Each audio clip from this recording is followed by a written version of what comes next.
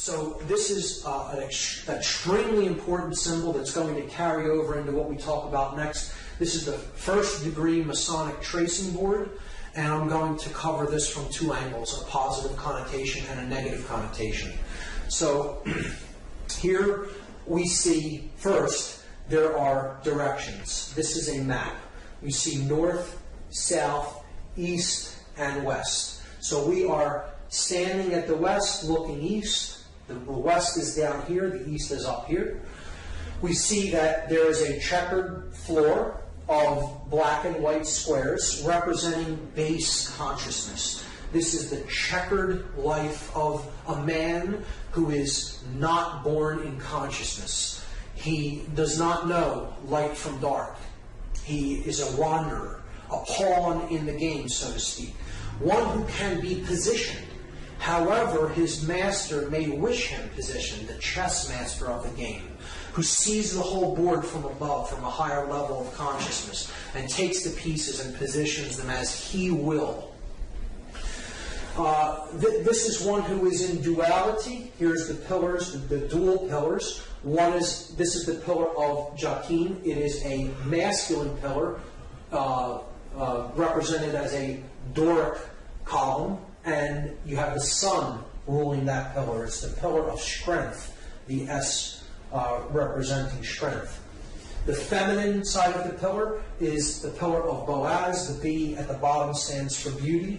It is a Corinthian pillar, a latter ornate feminine pillar. And the moon sits above that pillar.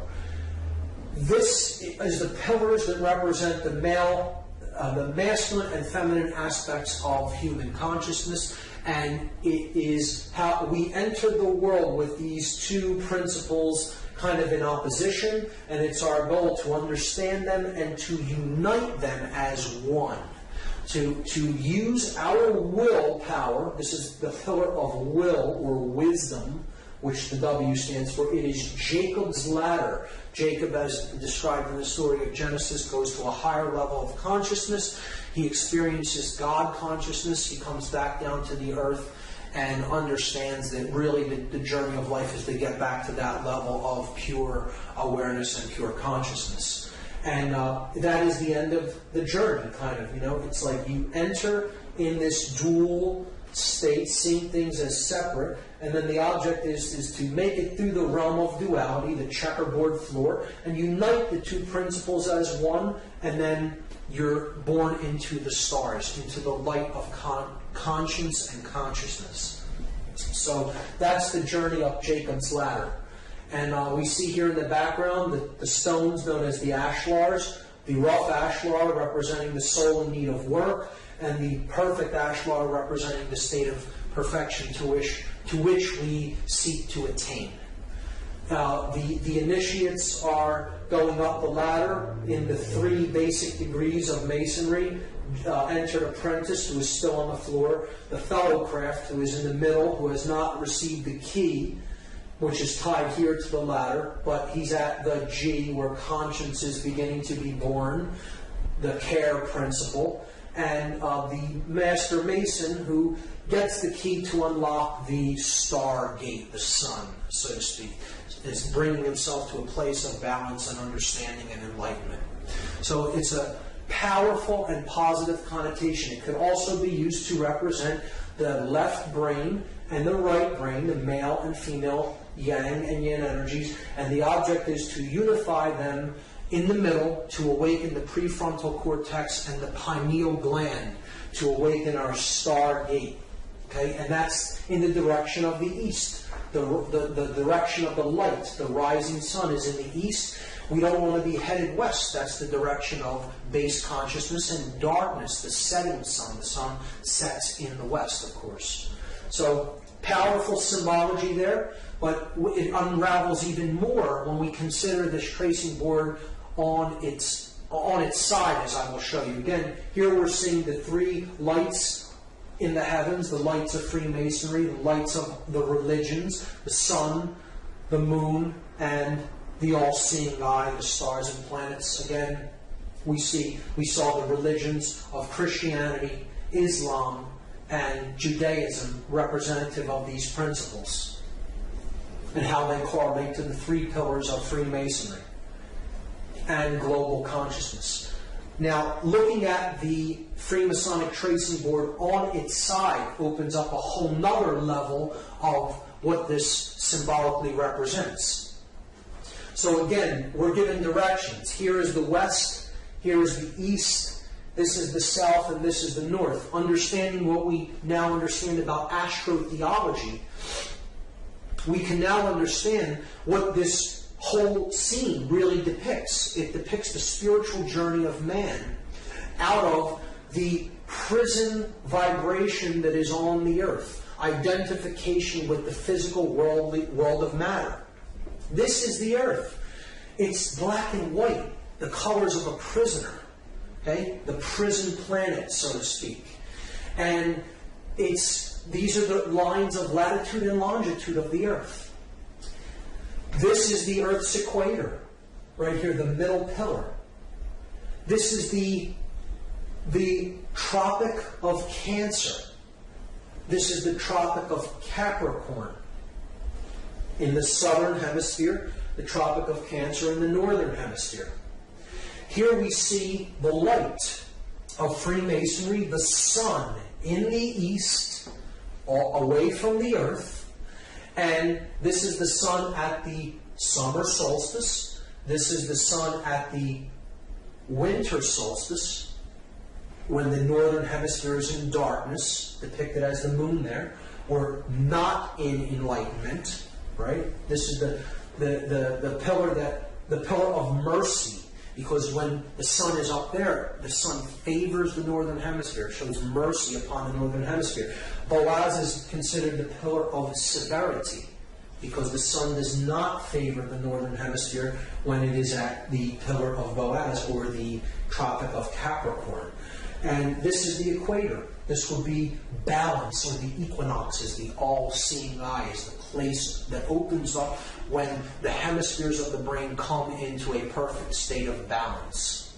So this is the journey of the initiate. From darkness, starting here on the earth in darkness, and then proceeding in a stepwise fashion to a place of balance. Okay? This is emotion. This is the sacred feminine principle of emotion. You have to care enough to begin the journey. You go higher. You're trying to reach a place of balance between these energies. And then you can get that key right there to unlock the stargate. Okay, to unlock, and that's accomplished through action. The male principle of putting your emotions and your thoughts into action. And that is how you get off of the base consciousness and to the stars. Powerful iconography, powerful symbology being used here if you know how to read it. Now, in a negative connotation, a dark builder, a dark mason, may want to look at this symbol in a perverted way. So here's a reversal of it. You see, yes, this is base consciousness and this is higher consciousness, but they'll look at this symbol and say, well, the latter is tilted across toward the left, toward the sun only, and away from the feminine pillar, away from the moon. And our task is to imbalance consciousness toward the male principle only, or the left brain only. Because that's what gives birth to a dominator, to one who is bent upon control, a sorcerer of sorts. So this is how a dark occultist would interpret this symbol. I'm God, my will be done. I will use my influence to take those in base consciousness and give them the dark light. Make them think that they're being initiated into something important. But what I'm really doing is imbalancing consciousness to the left brain. And that is what some people are doing with certain individuals who enter Blue Lodge degrees in rogue lodges of Freemasonry. And they're using that knowledge to create more mind-controlled dominators that will listen to them, follow their orders, and they're not really receiving the true light. They're receiving the dark light of male left brain imbalance. That is one way that dark manipulators will see a very powerful, positive, connotative symbol and pervert it and turn it into something completely negative. And here is how that process is used. We see this extremely subversively when it comes to the iconography that is used on police uniforms. Particularly, here's the floor of the house representing base consciousness, the pawn, the checkered man who cannot understand the difference between light and dark. He doesn't really understand what makes the principles of right and wrong function the way that they do. Conscience isn't born in an individual that simply follows orders. Anyone of true conscience would always ask the question, why, before carrying out any action or order given to them by anyone.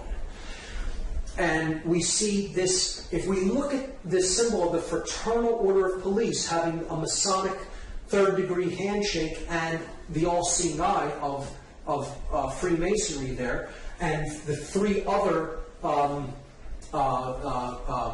corners of the pentagram representing the three blue lodge degrees. We also see here the three pillars, and now they're in their proper orientation with the checkerboard floor in between them, with the dual pillars being here and the one pillar being unified at the top. And in that orientation, we see that it forms an inverted pentagram as opposed to a right side up one, just as it is here in the Victoria Police's logo, clearly an inverted five-pointed star, and it is placed along with the checkered floor right around the Temple of Solomon, and then directly on top of the prefrontal neocortex, the third eye. The inverted pentagram, which we already talked about as an extremely subversive symbol representing destruction of spirit and the burial of spirit into the ground beneath the material world. And here we see the double square, another symbol of base consciousness representing the hypercube, which I'll get into, on the third eye on a English police's headdress. So, and there again, the checkerboard floor of the house wrapped around the Temple of Solomon. The temple, the sun and the moon, the left and the right brain. And that's what the symbol actually represents. The Masonic tracing board represents in Freemasonry the Temple of Solomon, the temple within man. It is a representation of the brain, the temple within man, the Temple of Solomon, the brain complex. So that is how it is used. And here is a 33rd degree Freemason who I do not consider to be a negative or evil person. I think he understood a lot about what Freemasonry was and how it was used and what its true purpose is.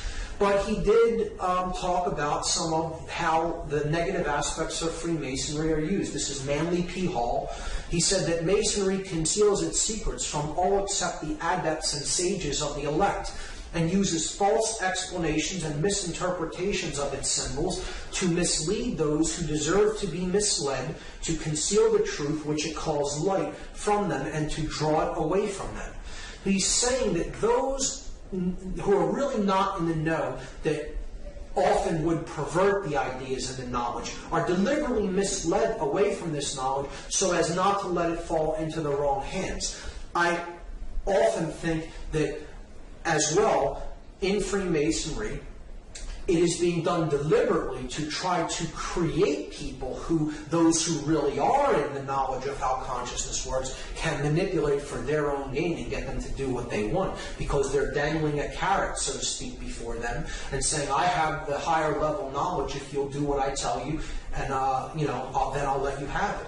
When in fact they're just being led like I said, like a donkey with a carrot at the end of the stick. Manly P. Hall said that the blue degrees are but the outer court of the portico of the temple, the porch of the Temple of Solomon, hence the term porch masons. Part of the symbols are displayed to the initiate, but he is intentionally misled by false interpretations. It is not intended that he shall understand them, but it is intended that he shall imagine that he understands them. Their true explication is reserved for the adepts, the princes of Masonry, one of the highest level Freemasons in Masonic tradition, telling you right out in the open what the Blue Lodge degrees are for. And of course, the Fraternal Order of Police is Blue Lodge degrees of Masonry. So that's Masonic symbology and some variants of how it is used. The next, I'm going to talk about talismanic symbology and how it is used on our money. So this will be a very big part of this part of the lecture.